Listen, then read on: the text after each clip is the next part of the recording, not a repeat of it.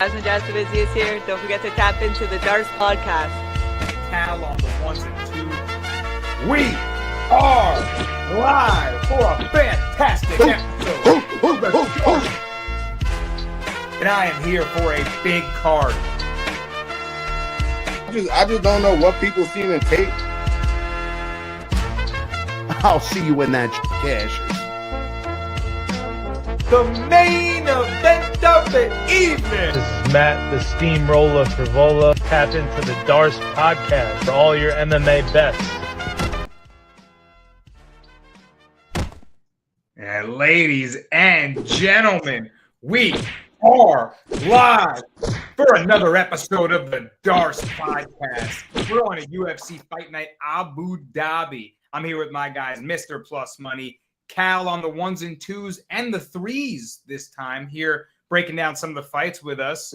And man, UFC 318 was such a banger. What a crazy card filled with first round finishes, upsets, and of course the BMF belt, Max Holloway beating Dustin Poirier, Poirier retiring. It was another awesome fight. They both almost finished each other in round two. Awesome war to close it out. But I mean, Plus, I'll start with you. Reactions to Poirier's retirement and amazing career. Yeah, nothing but respect. I'm rocking the Poirier haircut today. I mean, man, nothing but respect. Dude went out on his shield as much as you could say. And then, hey, he didn't get finished. So that was cool. But yeah, Max Holloway is, bro, dude is something special. So I'm glad we get to see him for another however many years. He's young, 31.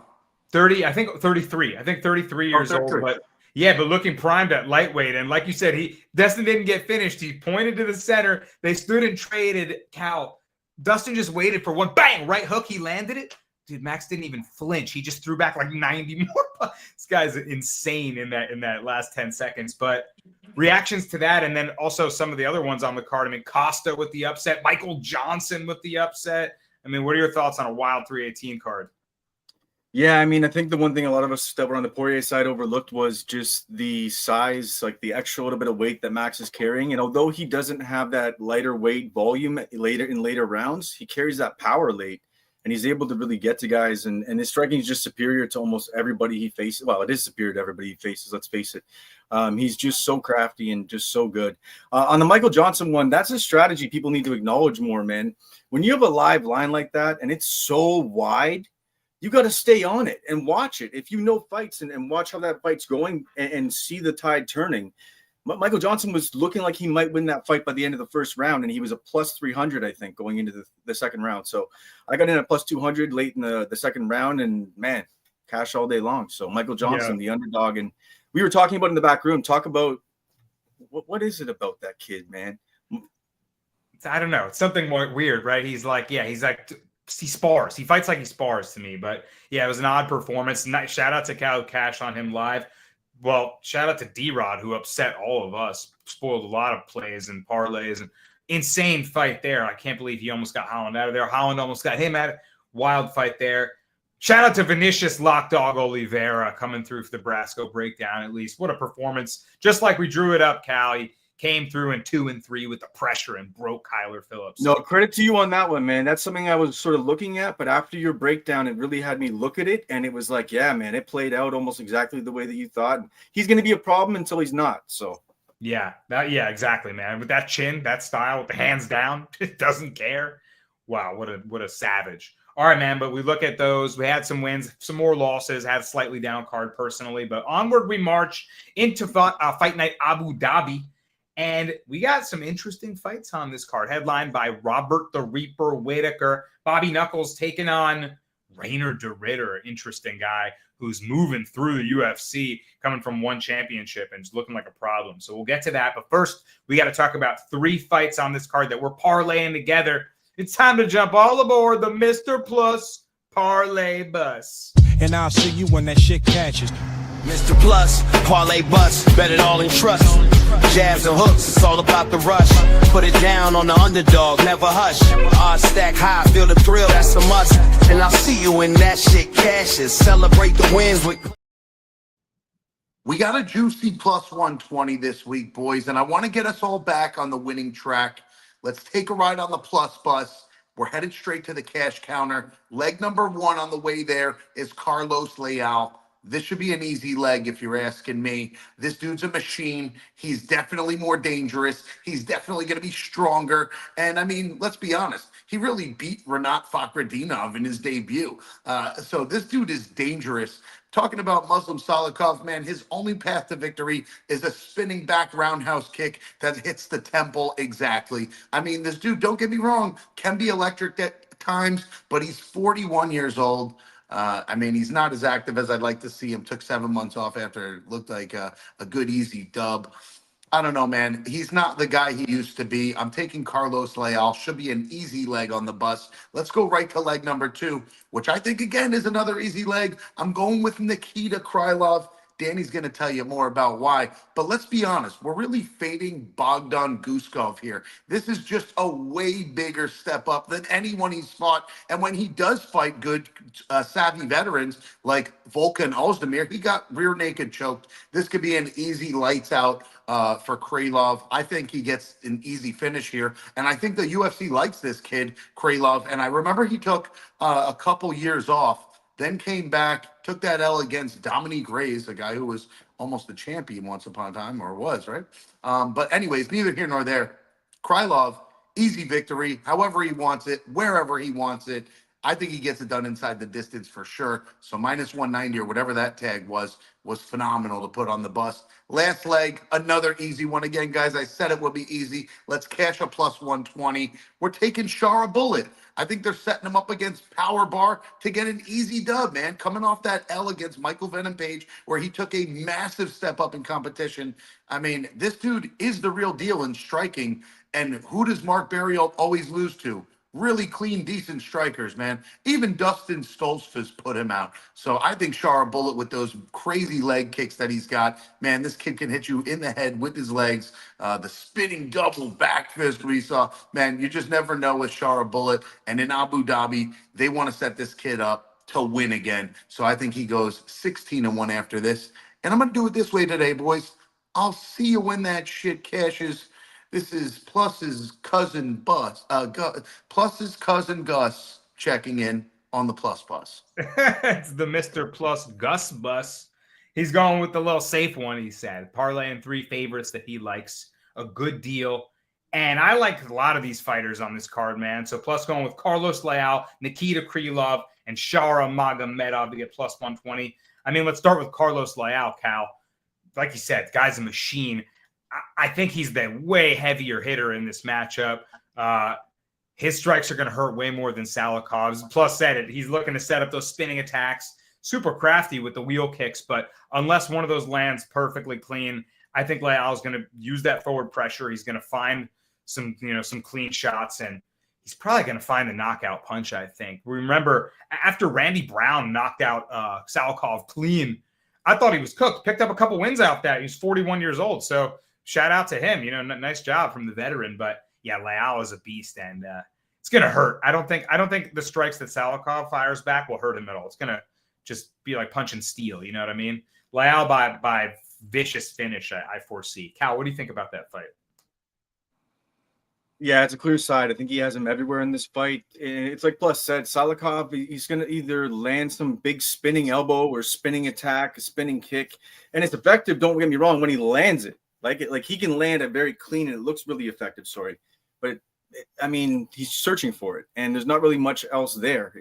What's left is an average MMA fighter, and Leal, I think, even also has an edge, and I may even see him get it to the ground and ground and pound this one. So I think Leal has the edge there. I think he may even get a couple takedowns in this fight, and I just think it's clear side. Leal's a parlay piece this week. I think he's one of the safest parlay pieces this week. Nice. I got to agree with that. Plus, do you like a prop on him, like a knockout or a round? Yeah, it's definitely going to be inside the distance here. I could see the KO. Leal goes for that, man. He'll definitely walk through a little bit of fire to get it done. We've seen him hit plenty of times. So Carlos Leal, man, I think he may take one of those spinning back fists and shove it where. No, I think he drops him for sure. 41 years old, man. These older guys get knocked out a little bit easier. I also think he's just going to have a hard time, Salikov, that is, just dictating the range, like keeping it at kicking range. Leal can get inside that range, make it a boxing fight, and piece him up with those granite fists. So, yeah, I like that. Next one, let's go to who's the next leg? Nikita Krylov. Kyle, I'm going to talk more about that in my breakdown. So what are your thoughts on Krylov in this matchup? I mean, I'm going to second and third all of your thoughts on this one. I fully agree with you on this one. This is the line on this one is just sort of weird. Like, this is a Krylov spot. Like, this is a Krylov spot. Whatever way you want to call his name, he's going to win this fight whatever way he wants. On the feet, he's actually pretty sharp, man. He's got some power behind it. Like, he does get hit sometimes, but he's got some decent sneaky hooks. And when he gets up against the cage, he can really work some chain wrestling and get that down to the mat. So for me, I think Krylov's the spot, and I think it's a clear victory. I think there's two really solid legs. There you go. Krylov is a go from Cal and Leal. Krylov, and we finished with Shara Bullet, biggest favorite. We learned our lesson with Zell Huber and people like that. If he's your last leg, go ahead and hedge on the big underdog. But Shara, like Plus said, I mean, he's fighting in Abu Dhabi. The guy's only allowed to fight over here because of his eye, and the only promotion that'll sanction him over is over there. So yeah, I mean, Barrial is a guy, Cal, that is trying to weaponize his cardio and kind of drown guys, make the fight dirty, clinch up, dirty box, take you down, drag you, just make it nasty. But it's backfired against him recently. He's 1-3 in the last 4. He's getting finished. Man, there's someone's wild in the live chat right now, by the way. Just deeply disturbed. But yeah, I think Shar, like Plus said, is just gonna have way too much for him with the kicks. Piece. If he falls into rhythm, he's just gonna go off and start landing at will. I think he probably puts Barry all away. Cal, while you there you go. Thank you for that. What are your thoughts on Shar Bullet as a minus freaking 600 favorite? You think it's easy work? Yeah, I don't know, man. Cal's Canadian. I forgot. It's not that it's a bias. It's just I'm not a full big fan of Shara Bullet. I just think someone is going to cash on him. I don't think that really it's the Barrio side, because Barrio, it really is like what does him well doesn't do him well. He has to pressure. He has to come forward. He has to get inside and land big shots. And if he doesn't land big shots, then he likely gets taken out. And Shara, though, like his lateral movement, I think is going to help him in this fight. I think he's going to be able to run his lateral movement, stay on the outside, and then land his pot shots until he starts to get his way. So I think he's going to be able to stay off the cage and likely win this one. But this is a thing for you guys. If you're on a parlay, this is the last leg. You have a wide line again. Just take a look at the line, and you want to make sure that, if it's live. Are we back here again? Yeah, this is crazy. We got. I'm going to go back to producer mode. You guys do your thing. I can't see it. Why can't I even see it? We got a troll in the chat, but he's really high effort tonight. He must have been someone that bought my card, because I got absolutely wrecked at 318. Yeah, horrible. Maybe it's someone with sour taste who's coming to bomb the live chat. Well, whatever it is, onward we march. Yeah, there you have it though. Shara, like you said, I mean, yeah, Barrial, maybe if Shara's continually improved his just roll with it at this point, Cal. Continually improved his grappling defense. I don't think Barrial is going to be able to really drag him there. Coming off a tough fight against Michael Venom Page, who's such a puzzle to solve, just got outclassed there. Barrial's not a guy that can move like that or present problems, I think, for Shara. So I'm with you, man. Plus, he's trying to get me to close down the chat right now. That's what he's trying to do. Yeah, whatever. It's all good. We move forward. I'm just going to ignore it. All right, y'all.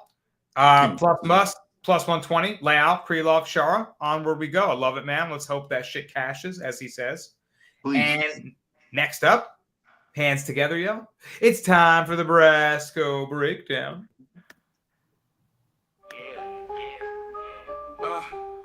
Brasco's Breakdown. Brasco's Breakdown. Yes, sir. And you said it already, Plus. You said it already, Cal. Nikita Krylov has the edge in this matchup, and that's the Brasco Breakdown this week. I got minus 175, and I see him as a minus 300 or greater favorite. So I think this is value. Play him straight, play him as a parlay leg, but I think it's the decided advantage on the ground that makes him a play in this fight. Guskov is a dangerous puncher. We've seen he throws blitzes at you. He's got that right hand, left hook combo that can put you away. He's got granite in his fists. And he's got some decent wins. In his last performance, he got the win over Billy Alicana. He's got that win over Ryan Spann. He's been able to put some people away, show that finishing, dangerous threat. But lower level guys I just mentioned, guys that have faded after round one, and plus talked about it already. The one veteran he's seen, Volkan Oezdemir, who's not necessarily known for his grappling, more of a striker, put him away with a submission. I think that Krylov can create one of those crazy scrambles he's known for, use that kind of awkward timing, unorthodox approach, get this fight to the floor, and really take over. Alicana, a guy making his UFC debut on short notice, took Guskov's back for most of round one in the last fight, and he looked a little out of sorts for a lot of that round. So if a guy like that is able to take your back, threaten rear naked chokes early on, I think Krylov can hurt him on the ground, maybe submit him. And I know that Krylov, coming off that loss to Dominic Reyes, that was just 3 months ago.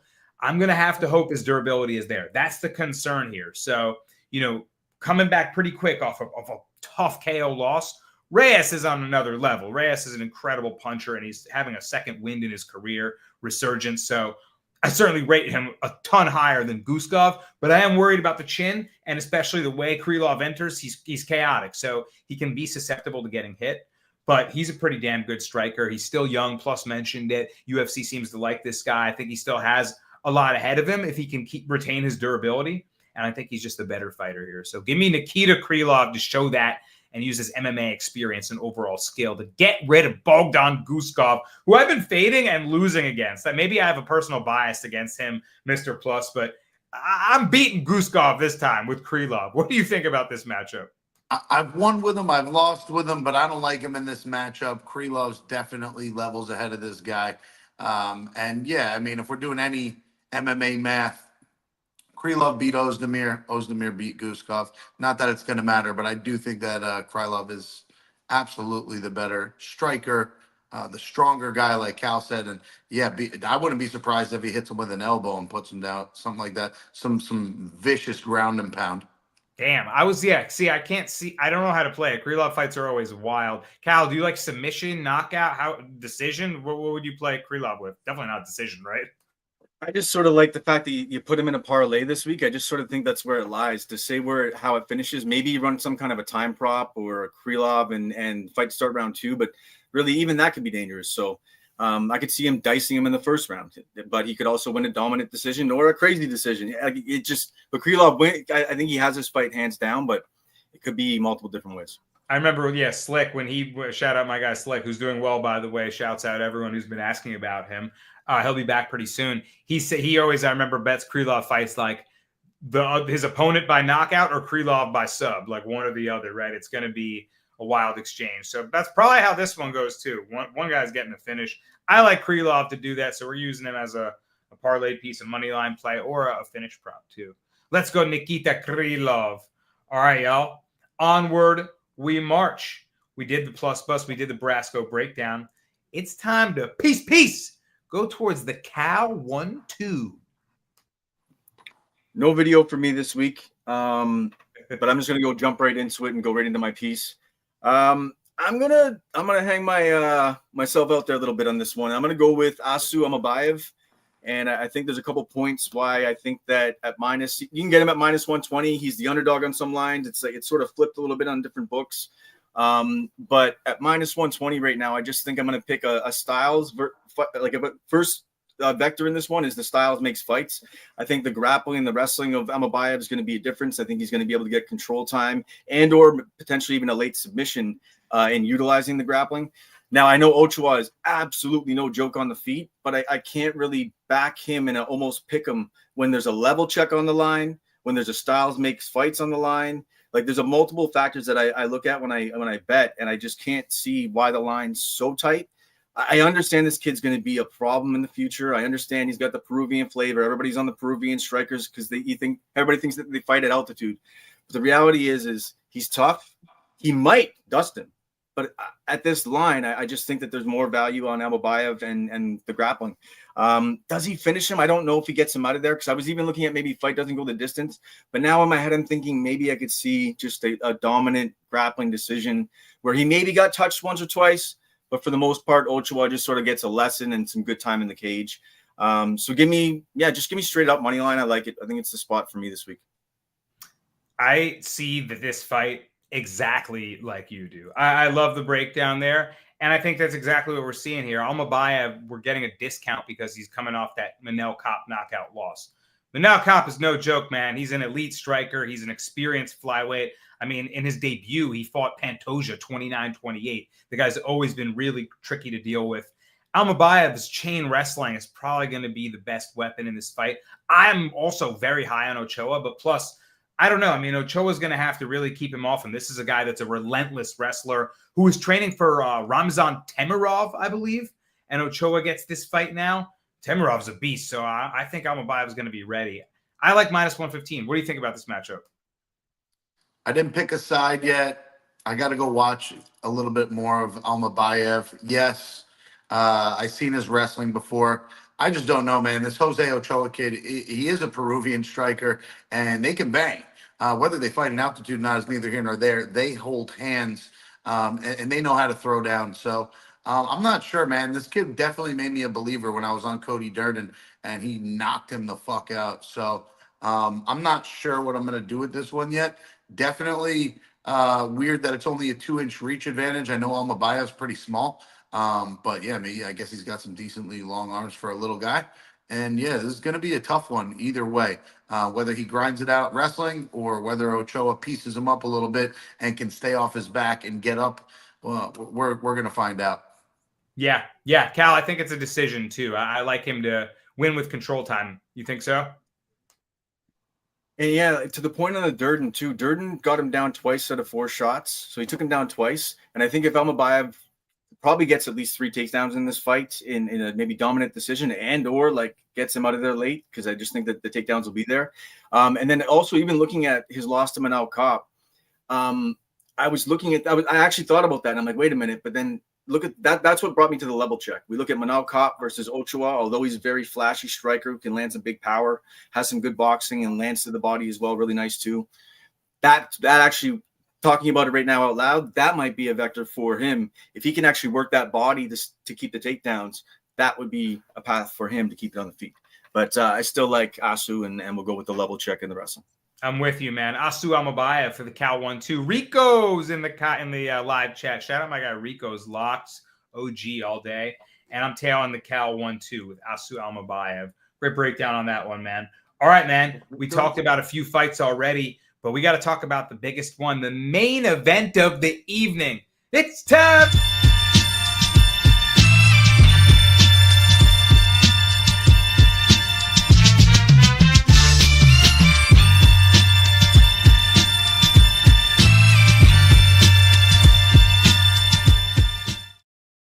And Bobby Knuckles is back in Abu Dhabi. I messed up that. I keep messing it up, man. I don't know why I'm doing a weird intro of the main event of the... In any case, Bobby Knucks taking on Rainer de Ritter. He's back in Abu Dhabi, man. He recently faced Ikram Aliskerov. That was his last win. And after that, got his face cranked by Khamzat Chimaev, who crushed his teeth. Whittaker said his teeth had always been susceptible. He had teeth issues, and Khamzat exposed that, and that's why the tap came so quick, because it was just it's trying to save his face. Well, no pun intended. Now he's coming back and looking to take out de Ritter. He's -155 favorite, guys. De Ritter +130. Huge guy, tricky grappler to deal with. He's 6'4". He's got a 78-inch reach, and he uses that grappling and those long limbs in the grappling to put people in trouble, dangerous positions, ground and pound, submissions. 14 of his 20 pro wins are by submission. And he's only got 2 losses to the same guy in 1 championship. So far, undefeated in the UFC. What do you think about this matchup, Plus? I don't know quite where Whittaker is, the 34-year-old middleweight legend. Obviously, probably the better striker, right? But de Ritter's tricky. How are you seeing this fight? Man, don't sleep on RDR's striking either. As of recently, the dude's definitely been putting in work, and you can see his kickboxing skills are coming together. But like you said, real tricky grappler. The double champ at what was that one fight? One fight's no joke, bro. That shit is fucking worldwide over there. Yeah, I'm not sleeping on DeRitter, man. I think he's moving up rather fast for a reason. I mean, they're putting him against pretty good fucking competition, and he's finishing them. Submitted GM3, submitted Kevin Holland, knocked out Bo Nickel. I mean, and the dude's ready to fight. I mean, he's been more active as a new fighter than a lot of recent fighters we've seen, right? Man, I'm kind of scared for Whittaker, and I love Whittaker. I'm a Whittaker fan, but I got a lot of his cards. I got a lot of beautiful cards. I think I got an auto from him. Dude, I'm scared for him. After that Chimaev freaking teeth break, jaw snap, whatever it was, I'm scared. I don't know if it's the age, because, he's only 35, but in UFC years, this guy's been around forever. Fought Izzy so many times. I don't know, man. I'm scared for Whittaker. I got to side with the plus money here. I'm taking a shot on RDR. He's actually going to be one of my dogs this week. Give me RDR. I think he keeps this win streak in the UFC alive. Wow, yeah, Whittaker, a fan favorite of mine too. Just a great guy, man. He's a gamer. He's just like a great dude, sportsman. But I'm also afraid for him in this matchup, Cal. I'm kind of with Plus's sentiment. Like, this could get dangerous. He hasn't faced that many elite grapplers in his career. And I remember Dricus is a different beast, but Dricus beat the crap out of him on the floor. Other than what, like Derek Brunson way back in the day? Like, has he really had to deal with a grappling threat? How do you see this matchup for Whittaker? Do you think he can keep it on the feet, use that in and out movement and box him up? Or do you think it's going to get tricky for him on the ground? I went back and forth on this one multiple times. I could see Whittaker being on his bike and sort of tapping him up and just playing a really smart, savvy vet fight.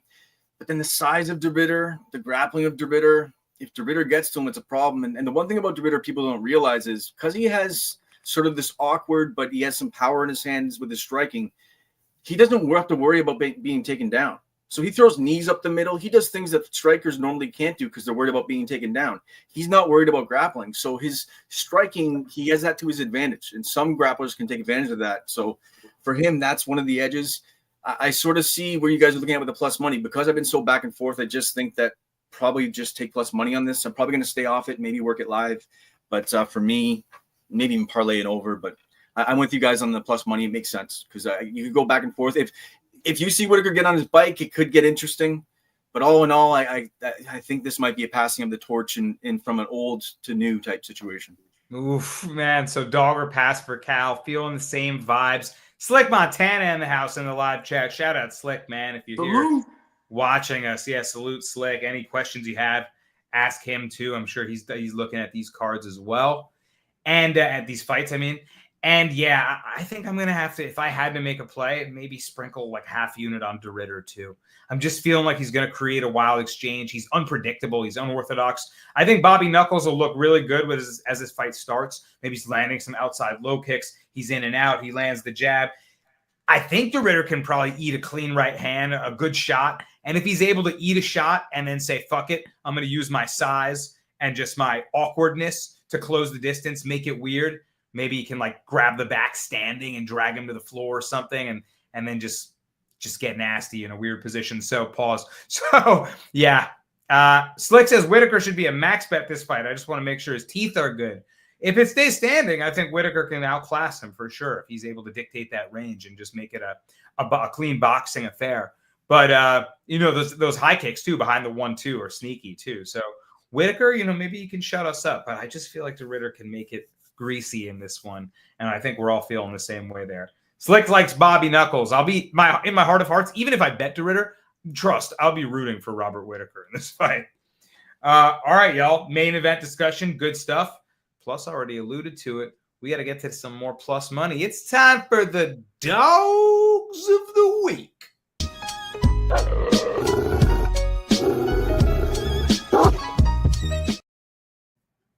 All right, Cal, I'm going to start with you. You got an ugly fight. You're picking a dog in. What do you got? Man, I'm I'm like a little bit conflicted with this one because I really I felt sick even saying it and typing it in the chat when I put in Martin Budai as my dog of the week.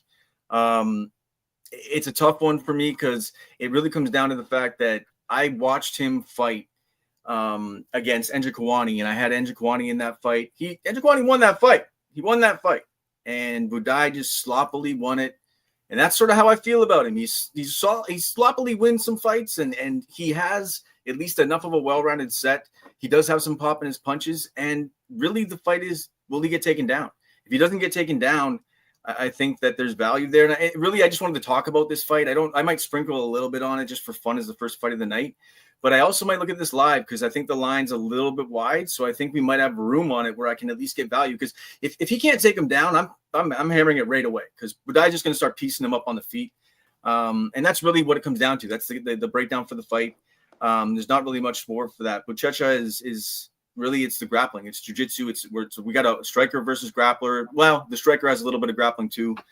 It's just Budai's just slow and plodding, but the power's there. And when it presents itself, it's like, so whatever. I'll take the big plus money. It's more of a keep your eye on it. Maybe look at the live line, but there is some value there. It's the first fight of the night, so low level, and it's one-dimensional. See if there's value. Oh, Martin Budai. I feel sick. Slick says if Budai starts sweating, just leave the room. He's going to be sweating early in there. It's Marcus Buchecha. I mean, Cal said it. He's the Brazilian Jiu-Jitsu black belt that's going to try to take the fight to the floor. If he doesn't, I don't know about his striking, really. I couldn't really tell you. He competes in a lot of grappling tournaments. I've seen him grapple a lot, and he looks damn good on the mat. But it's going to be an ugly one. I don't know. Plus, do you have any thoughts on this one? I mean, the guy's got some okay wins in one fight, but it looks like it's BJJ or bust. And Martin Budai is like I'd say the gatekeeper to the entry of the heavyweights. And then you get into the little, the upper echelon, the top 15, right? So, yeah, man, I kind of like the pick, Cal. I don't hate it, man. If Martin Budai could just keep it in the clinch and keep pushing him off the fence and doing what he does, dirty boxing, make it ugly. Maybe he'll get a split decision. Although this kid's supposedly really good, and he's still 35. He's not even a fucking kid. I don't know. He's supposedly really good. Could take him down and submit him quick, but I just don't know if that's the case with Budai. He doesn't just lay down. He's a human blob. Slick compared him to Blagoy Ivanov. These guys are not the easiest to take down. It's like moving a freaking boulder. My guy God is in the live chat. He says Buchecha, next heavyweight champion. Yeah, from your mouth to God's ears, brother. That'd be something. He is 35 making his debut plus. So minus 290 debut. Yeah, it could be weird. Budai is 6-1 in the UFC. That's insane to me. 2 of those wins he did not deserve for sure. Arlovsky, I thought Arlovsky beat him too. Breshki beat him, and they gave him the win. That's my point. He should have won those, and he's plus 250 against a guy who's not really fought at the level in the first round of the fight. I'm taking it. I'm with you. You just made my point. I'm betting it pre. God makes a good point. He says we should touch on the fight announcement from today. Aspinall taking on Cyril Gane. I'll tell you right now, guys, the second the prop market opens, I'm betting Aspinall by submission. Gane will be a fish on the mat compared to him. If Aspinall wants it, that's if he doesn't put him out with a knockout shot first. But if he wants to do it, he could just. Early thoughts on that fight. Plus Aspinall Gane.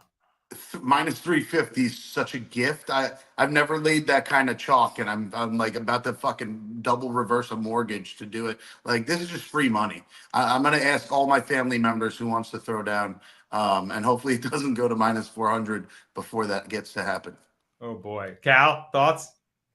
Yeah, I mean, this is like if you want to do like one of those long parlays, this is the end of your parlay. You just put him at the end of your parlay, and that's how you play that one to get the value. I see people doing this fighter to be champion at the end of the year parlays. They do division by division on fighters they think just won't be unseated this year. We'll have maybe one fight left tops or no more fights left. So that's an interesting way to play like UFC futures too. Shout out God. Good call on that one. He says, I'll be on Big Ank heavy for the rematch and Aspinall. Big Ank. Oh, man. Yeah, he might really quick take over the division. He's looking like a problem. All right, y'all.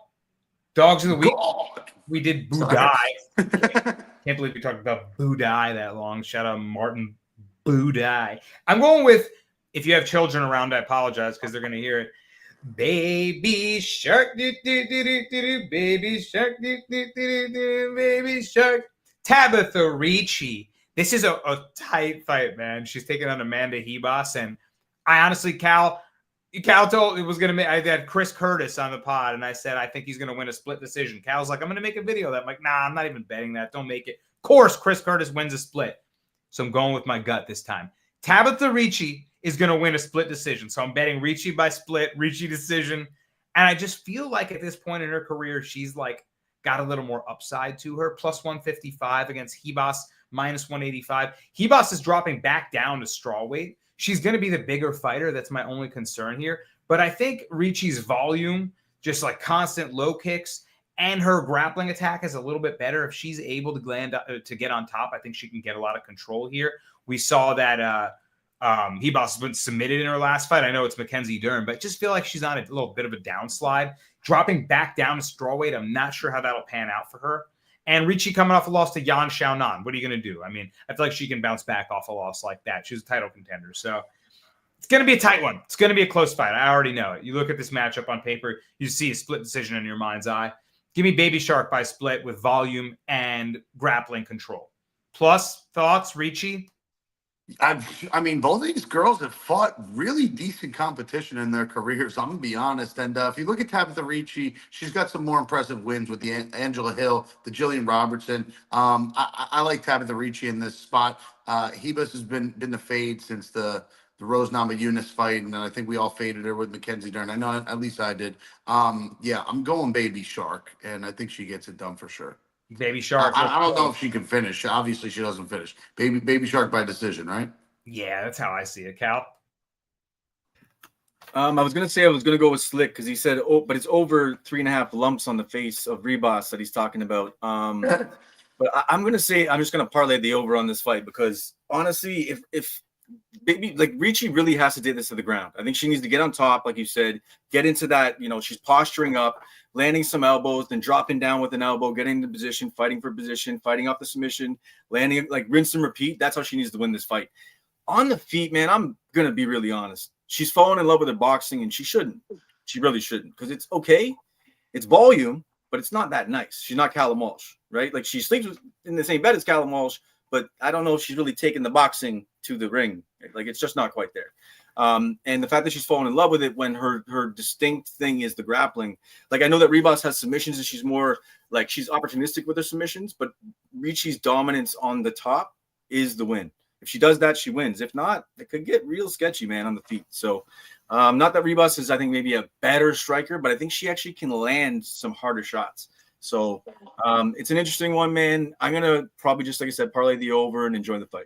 I definitely agree with all that for sure. Rebos is, like I said, a naturally bigger fighter. Yeah, she has some kind of wonky movement too. When if it's working and she finds her flow, she's gonna be tough to deal with. But sometimes that makes her hittable too as the fight goes on. So but ultimately we need Ricci to wrestle if we want to win here. That's what we're betting on. Maybe the play is Ricci takedowns here. Oh yeah, also fighter props. That's something I've been looking at more. Like instead of just playing like the money line, and if I get it wrong, I'll be pissed. Like Marvin Vettori laddered up his significant strikes last week, right? We saw that as a back and forth fight. Could have done that with Allen too. I got one for you later in the night. I got one for you. I was gonna say Ricci takedowns, Almabayev takedowns. I think those are interesting fighter props to think about, but it's a market that we should look at more. All right, interesting talk there on Ricci versus Hebos, and then plus your dog of the week. Back to the main event, right? Yeah, I'm going to throw this out there that I was thinking about a different dog this week. We had a group chat earlier, and I was going to go with Bryce Mitchell, but all it took was one of his Instagram posts for me to watch to make me realize how much I hated this guy again. And yeah, there's just no way I'm putting U.S.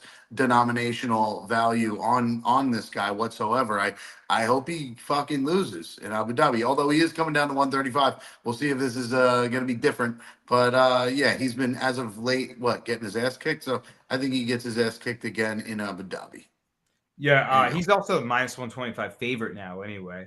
Yeah, not even a dog. I was in an Abu Dhabi change room and I came out naked and they all looked like they were going to rush me. And I knew my gi training was about to come into play. He said, such an idiot. We can actually talk about that fight now. I mean, Mitchell, guy that I like. It sucks because I think he's going to win this fight, but I'm with you. Plus, I don't want to put money on him because ethically, I just think the guy's such a piece of shit. I know he's so stupid. He's got rocks in his head, and that's the excuse that a lot of people give him for just, he says, I'd go fishing with Hitler. He says all these, the earth is flat, whatever, all the other things he says. But to me, like, normalizing that is not okay. I don't care how dumb you are. You say that type of shit, then other people think they could say that are as dumb as him, who are influenced by him, think they could just say stuff like that. And all of a sudden it becomes cool to say, yeah, Hitler wasn't so bad. And then, that's not fucking okay. So, I really dislike Bryce Mitchell. However, 135 might be the right weight class for him. He was physical at 145. He was out wrestling guys there. So Nurmagomedov, despite the last name, Cal, he's a striker, right? He's a guy that wants to keep it on the feet. He's got the striking advantage probably here. But aside from those guillotine squeezes in the front headlocks, he might get out grappled if they tangle up. What do you think about the matchup? Yeah, I mean, Bryce Mitchell's probably going to win this fight. He's chippy enough on the feet, although he did get like absolutely dusted not too long ago by Josh Emmett. And everybody sort of sees that and thinks he's just going to get knocked out every fight that he has. Nurmagomedov just grabs like opportunistic submissions. He has great striking, but it's also some spinny stuff too. So there's room when guys throw spinning stuff off lateral movement. You have a guy who comes right down the middle like Bryce Mitchell. The takedowns will be there. The chain wrestling is going to be there. The guy is dumb as shit, but it is no excuse because the fact is even the flat earth thing, not to dismiss he said so much stuff and he believes it. Like he goes in depth about flat earth. Like it's real. And like he has followers that he's teaching and there's not a flat earth. So, maybe we shouldn't allow that to be on anyway. His post about that's just me, but I just think he wins the fight. Should he have a platform? Probably not. His post about like, if you fly a helicopter and you see, I'm like, no, shut the fuck up. So stupid. Slick says, let's not forget, Mitchell just got subbed via front choke. That was the Gene Silva ninja choke. Filthy work. Can Saeed maybe do something like that, Mr. Plus?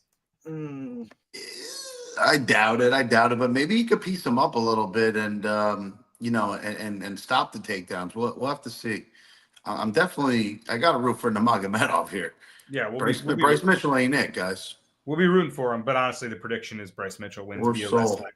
He wins via wrestling, most likely. Go Nurmagomedov. Maybe if it's close, they just rig job it for as a Canadian, we just don't get it up here. Like that type of person, it feels like a caricature. I don't understand. I guess, yeah. Real shit. All right, man. Those are the dogs of the week, plus a little conversation on that interesting fight there. All right, man. It's time to come together, lace them up, and make a Darce parlay.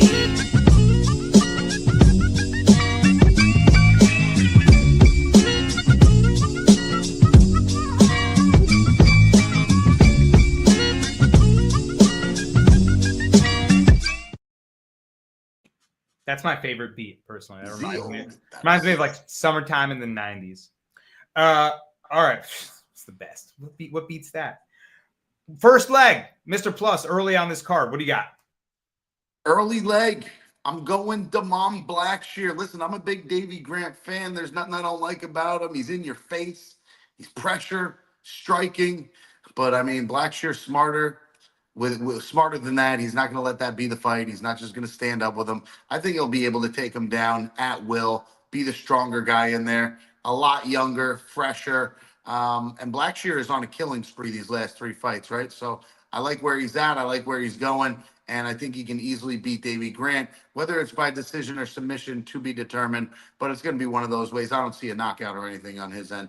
But, yeah, we've seen the twister. We've seen some badass submissions by Damon Blackshear. I think he can hold Davey down for a couple rounds, honestly, and maybe win that way. But I think it'll be a leg for the Darce for sure. Let's go. Damon Blackshear, the monster. And you said it, man. His grappling is just on another level. Davey Grant, savvy vet, Cal, but I don't think he'll be able to stay off the ground. And I do think Blackshear's capable enough kickboxer to hang with him on the feet and then set up his grappling. And his jiu-jitsu once on the ground will just dominate. He's really, really nasty with it on the ground. What do you think? You think he can get it there? Yeah, well, I mean, Davey Grant's not too bad on the ground either, but I just think that that's where this fight might be won anyways. If it's on the ground and grappling a lot, Blackshear gets dominant position. Like Grant's slick with like heel hooks. He'll get like some positions. Like he is good on the ground, but his biggest thing for him is he's his heart. He wills himself in fights. He's got good enough striking to be able to be in there, but not good enough striking to not get hit. He gets hit too. But Blackshear, that's the biggest mistake he can make is pretending like he's going to stay on the feet and sort of run with this madman on the feet. He needs to just chain wrestle the whole time and just stick on the cage, take him down, rinse, repeat until a sub presents itself. I like Blackshear in the spot. I think it's a momentum thing, and that really is the factor for me in the pick. I think Davey Grant, although he's been he's been a good ROI guy for me, I just don't think it's his time in this fight. Yeah, you're not wrong. He does have grappling skill. Remember the inverted triangle he hit on Rafael Asuncao. I mean, the guy knows how to hit some nasty subs on the ground, but Blackshear is next level, man. No love for Davey Grant leg kicks. Might be a way for him to keep the takedowns away. Fair enough from God. I just don't see it. I really don't see it for him here. Slick says Demond 30-27. I think that's more likely. Maybe even finds a sub. All right, man. We all like Demond Blackshear here. Next leg up, it's me. I'm going probably for the easiest one. I agree with Plus. This is the lock of the card. It's Carlos Leal. He's not losing to Muslim Salikov in a striking affair here. He's the heavier hitter. He's the more durable fighter. He's the better cardio, better pressure. And unless he gets hit with a clean spinning wheel kick to the temple that he didn't see coming, he's going to walk down Salikov into boxing range and hurt him with punches. So give me Carlos Leal all day. Next leg up, close it out. We got to talk about the co-main event of the evening. And I'm excited for this one. Cal, what do you got as the last leg of the Darce? We're going to come with a giant level check, like a giant level check. We're going to go with Petr Yan against Marcus McGee. Although I know that a lot of people are going to be on McGee. I know a lot of people love McGee. I know he has the power. He's a dynamic striker. He's got the will, the pressure. He's got the grappling a little bit too as well. But, man, this is just a giant level check for me. And I know that it's right now it's minus 400. If it was surging over that, I wouldn't make this the pick. I wouldn't want to look at that because you never know. Like, this could be the moment. But I just don't think so. I think Yan made a good showing of himself in his last fight. And I think that he sort of stepped on the gas. He sort of stepped on the volume. He also takedowns. I looked at his takedowns in his last 4 fights. He's gotten 10 takedowns, right? So, like, that's actually the prop I'm looking at. I'm looking at a Yan takedown. Although McGee's 100% takedown defense, he hasn't really faced anybody of note that's going to try to take him down, at least on a level like at a higher level. So I just think that he's going to be able to take him down at least, once or twice. I want to look at that prop and see if there's any value on that. But I just think Yan could get him out of there either late and or win a decision. I just think the striking is just going to be. We have a Muay Thai shell that's going to come through who knows how to absorb strikes. Yan's one of the most vicious guys in there. Like, he'll bite your face. Like, he has so many infractions against him in there for gouging eyes and doing crazy shit. I want to back a guy like that showed me in his last fight that he's back. So I'm into Yan. I like Yan at minus 400 is the parlay leg. It's a good hedge piece for you guys too if you want to throw the hedge out there at the end of the night. However you want to play it, guys. But I think it's a good spot. That makes us plus 105 if we go with the Darce there. We're going Blackshear, Leal, and Yan to close it in a really good co-main event. Guy in Marcus McGee that's surging up the bantamweight division, but Cal says heavy level check here. And I tend to agree, Mr. Plus. I mean, he mentioned the takedowns. Yan was landing those nasty trips on Davison Figueiredo. He looked so good. He also looked really good in that Song Yadong fight. He was on that 3-fight losing streak after that split to Aljo. And then the split to Sean O'Malley where we thought maybe he got robbed. Then Merab just straight up machines him. We thought maybe, what happened to Yan? There he goes. Not so fast. He looks championship caliber all of a sudden again. I like Marcus McGee as much as the next guy, but he was fading a little bit in that third round against Martinez. He looked good against Martinez, but I don't know if he's got enough for Yan. What are your thoughts on this fight? Yeah, my heart likes McGee a lot. I've made some money on him, some good plus money on him. But this is, like Cal said, a super level check. I mean, this is the top of the division. You're going to the top. You're going to fight the best, besides champs, right? So Yeah, man. I don't know if McGee gets this one done. Again, my heart wants to take him, but Piotr Jan's more than likely going to be the last leg of a couple parlays we got brewed up over here in Plus Money Town. And yeah, I'll probably sprinkle something on McGee just in case. And dude, McGee is very calculated, high fight IQ, really, really amazing and slow. And he fights at his own pace, which is great. And yeah, we saw a little bit of a different McGee when he was fading a little at the end of the Martinez fight. Still got the victory though, big victory. Jonathan Martinez is no slouch. Could beat a lot of guys up in this division. Yeah, I love McGee, but I think Piotr Jan's gonna win the fight. Yeah, Cal, go ahead. Go ahead. I was going to address God in the comments there, but what do you want to say, Cal? Yeah, just like, and I'm with Plus. Like, I'm a big fan of McGee too. I think his fight IQ is there. I think his striking is very calculated and methodical. The biggest thing for me is this: Stevenson Figueiredo, Yadong Song, Rob Dvalishvili, Sean O'Malley, and Aljamain Sterling. That's Jan's last five. Then we have McGee. We have Jonathan Martinez, Gaston Bolanos, JP fucking buys. His wife isn't even a fighter and impregnated somewhere else by another bigger man. Journey Newsom. I don't know. I'm done. Golf. Journey. Yeah. By the way, and before the other fights that you mentioned for Jan, prior to those five you mentioned, Corey Sandhagen, Aljamain Sterling, where you illegally need him, about to win the belt. Jose Aldo, ground and pounded the shit out of him. Uriah Faber, head kicked him. I mean, different levels. So, but all that being said, God makes a good point. He says that Jan is a slow starter. He's going to take his under significant strikes in the first round. In a 3-round fight, McGee is a pretty crafty boxer. He's got these explosive entries. He's got good footwork. I don't want to take anything away from him. There's a world where he's competitive and maybe wins the first, and Jan's like didn't do enough and has to continue to catch up back up. I just feel like he's going to put on a better pace in this one. He knows that that's the way to beat him in a 3-rounder. So if he puts a pace on McGee, showing him all the different Jan tricks, little outside trips. Oh my God. If he's starting to hit those, then Jan's going to take over. So I think decision though. I don't think McGee's super durable. What do you think, Cal? Are you going to play decision? Yeah, no, decision is the way to look at it. And yeah, hopefully Jan doesn't download for too long. That's what I didn't see in his last little bit. He looked like he wasn't in that download mode. He was looking like he was more pissed off and vicious, trying to prove something. So that's sort of what I'm banking on a little bit too, and why I think the line is a little bit wide. But I fully see with the slow start, that was a betting aspect that you look at all the time. That first round for him, you can look at angles to find it because he's a slow starter. Yeah. You like a prop on this one, Mr. Plus? Nah, not yet. Not yet. Nothing yet. We'll see how the market plays out. These guys are both really durable, so it could be a decision, it could be a war, but they're both special, so we'll have to see. I don't have nothing for props yet.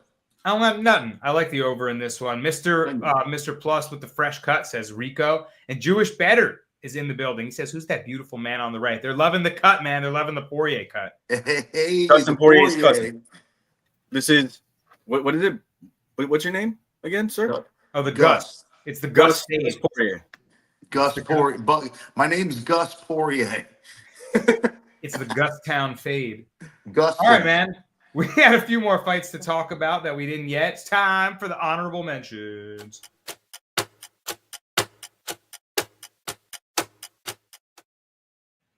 Okay, this is an interesting one. Kind of. Ibo Aslan taking on Billy Elikana. Tell me why Billy Elikana as a dog, or not even just on the money line, but Billy Elikana by submission is calling my name. Maybe it's because I saw him take Bogdan Guskov's back in a short notice UFC debut. Elikana completely gassed out after Guskov reversed him at the end of the first round, and then he had nothing really in round two. But with a full camp now, dude, he's kind of athletic.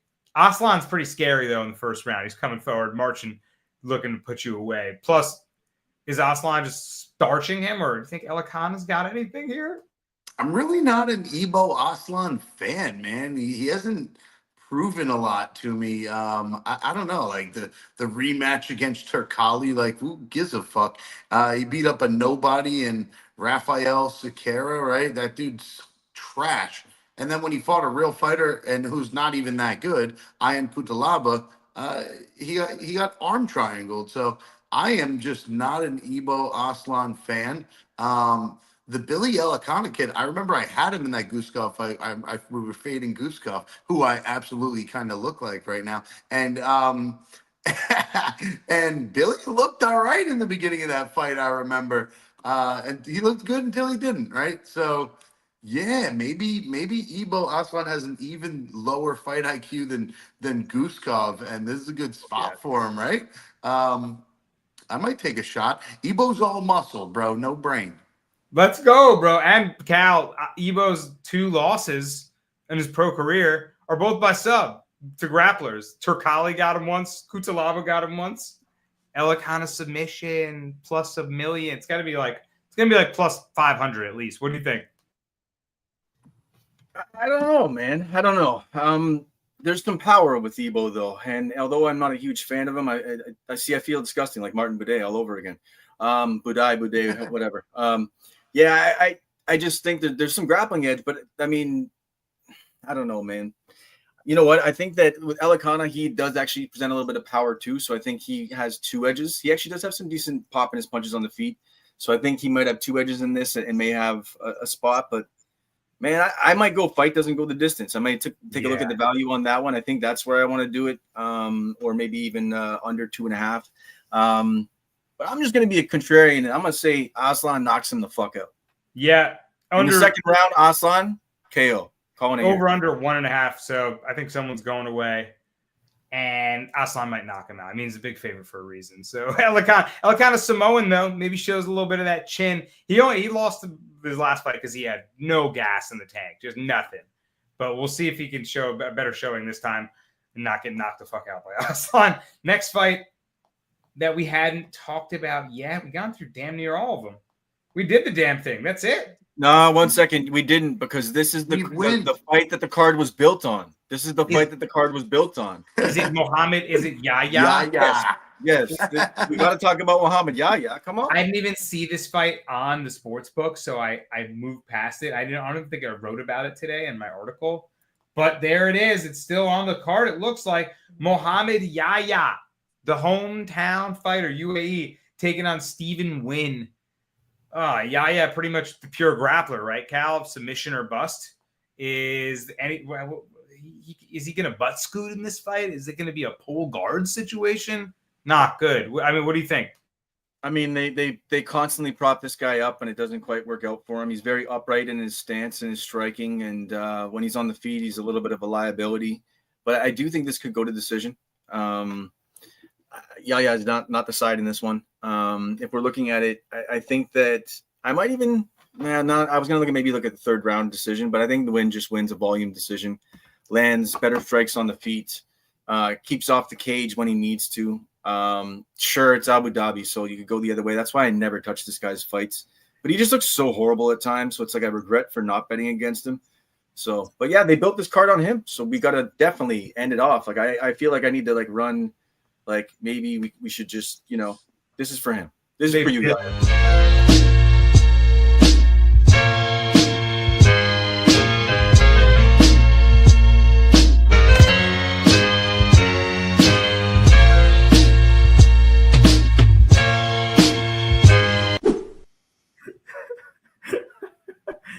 This is for you. Yahya! The LeBron. Yahya! This is for you! They built this card for Muhammad Yahya is making me crack up. Just picturing Dana being like, Yahya, pack your bags. Man, if he was the main I think that's in the clause. I think that's like when they signed the deal to have a certain amount of fights in Abu Dhabi, he is in the contract that he has to be on the card. Muhammad Yahya, pack your bags. Yeah, Wynn is a solid boxer, but he pieced up AJ Cunningham, the human punching bag, and then Jarno Aarons, underrated. Jarno Aarons had something for him with that Dutch kickboxing. So I think Wynn can keep this fight standing and win. Haha. God in the live chat again. He says, "Did I miss the Bobby Knuckles breakdown?" Yeah, you did, brother. Go back a little bit and watch that. We talked about the main event of the evening. That about wraps it up for the Darce pod. And we did the damn thing. Good job, guys. UFC Fight Night Abu Dhabi. Cal on the 1s, 2s, and 3s this week, stepping in for my I guy. had the fours because we were doing security, getting people out of chats, whatever And that was. fours. Thanks And for the Plus fours. helping out on that. Security. Had to bounce out that guy throwing eggplants in the chat. I don't know why that's Appreciate that. look at Plus right now. He's that bouncer you did not fuck with when you had a fake ID. You walked up, Appreciate you were like, that. "Fuck that guy." Appreciate you kicking that guy out. And I didn't want to talk about the Yaya win fight anyway, so fuck that fight. And I'm just kidding. I think Stephen Wynn pieces him up. I think he can knock him out. Yaya's pretty hittable, but we'll see.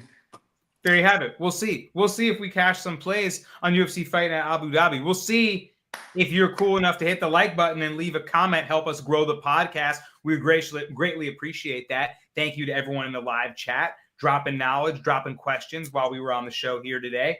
And we'll see you guys every single week to break down some MMA fights, give you our best bets, and chop it up with y'all. On behalf of myself, Danny Brasco, Cal McGregor, and Mr. Plus Money, this is the Darce Podcast, and we'll see you guys next week. Peace! As Najas Divizzi is here, don't forget to tap into the Darce podcast. Cal on the ones and twos. We are live for a fantastic episode. And I am here for a big card. I just don't know what people seen in tape. I'll see you when that cashes. The main event of the evening. This is Matt, the Steamroller Frivola. Tap into the Darce podcast for all your MMA bets.